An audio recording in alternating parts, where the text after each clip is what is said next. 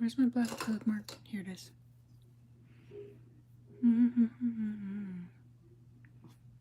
This YouTube is not working. Oh, there it is. I think I lost it again though.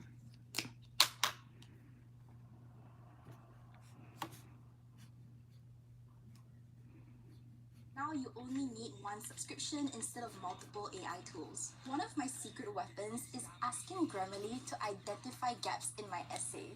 That's how you get feedback like this. Of course it works to play an ad. Citations take up too First, I think proper book review or book breakdown of my channel. For those of you that don't know me, hi, I'm Kendall. New around here, welcome. Not new around here, what is up, Homesca Biscuit? And I love trash, okay? I love garbage. I talk about a lot of garbage on my channel because it brings me life, but partially because I am truly a sadomasochist.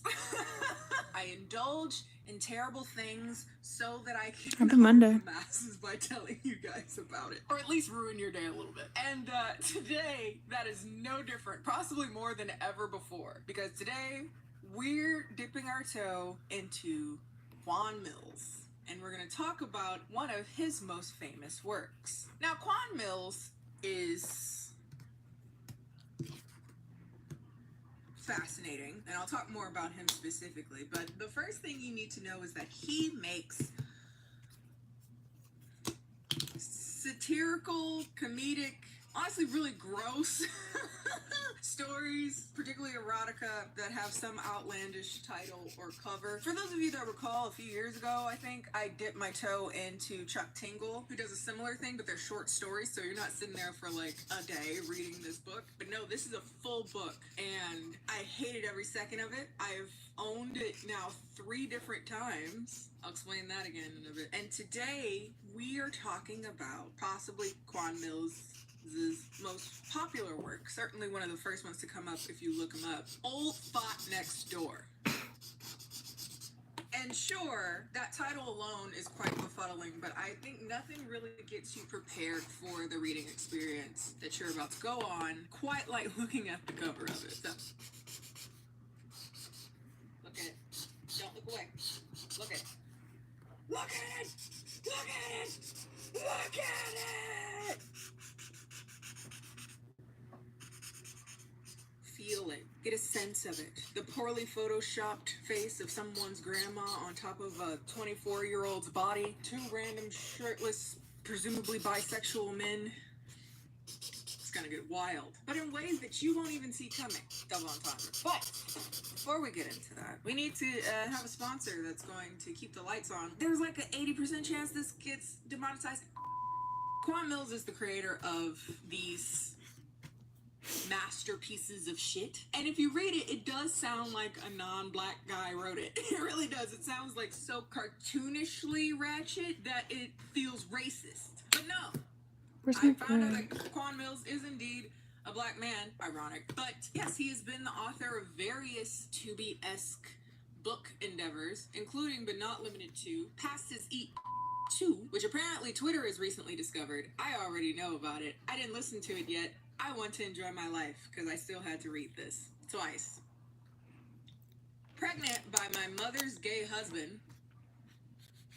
And today, we are of course discussing possibly his most famous work, Old Thought Next Door. The cover of the book should theoretically prepare me for just anything. It did not. This book is incredibly gross. Like, the comedy, whatever. Like, oh, you know, this is reductionist and black, blah, blah, blah, and blackness and blah, blah, blah. Call that. It's gross. Like, it's just nasty and it's gross. But somehow, Quan Mills was able to make an entire book based off of this. Old Thought Next Door follows main character Vernita Ernestine Washington, a 76-year-old widow who has entered into, or has been in her sexual peak for the last few years, you know, zipping it and doing it, in the words of Wendy Williams. Very quickly, we hear that she's very prone to unprompted bring up her coochie, and not just her coochie, and not just sex, but again, in the most vile and disgusting way that you can bring up any of that topic. Just Gross, okay? But since the death of her late husband, Clarence, she has found a new, unbridled, and youthful vitality through sex, particularly having sex with significantly younger men than her. And though her friends that are vaguely around her age are shocked, disgusted, and embarrassed by her very risky promiscuity, she now has the sense of freedom because of her husband's passing to actually explore all of the sexual fantasies and desires that she couldn't do while she was married to him. And she can't turn back now, especially when she finds out some devastating news that may be leading her life to an end sooner than she thought. Ooh. Allergies. They got candy straws and tropical smoothie, baby. It's watermelon mojito smoothie time of year, baby. Candy straw. Hell yeah. Ooh.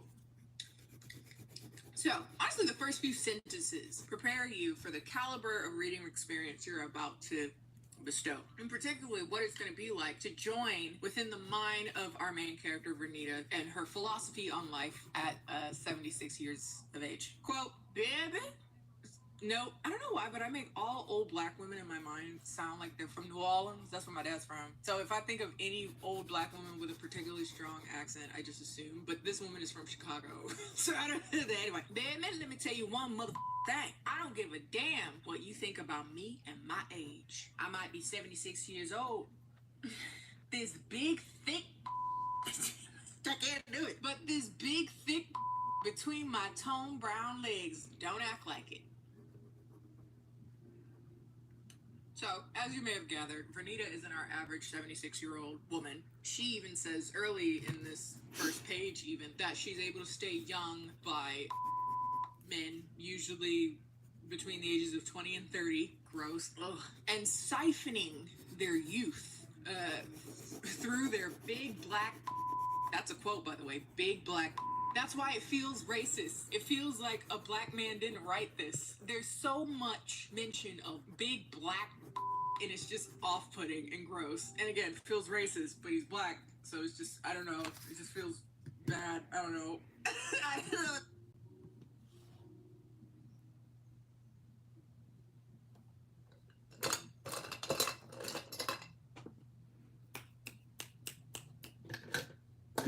know.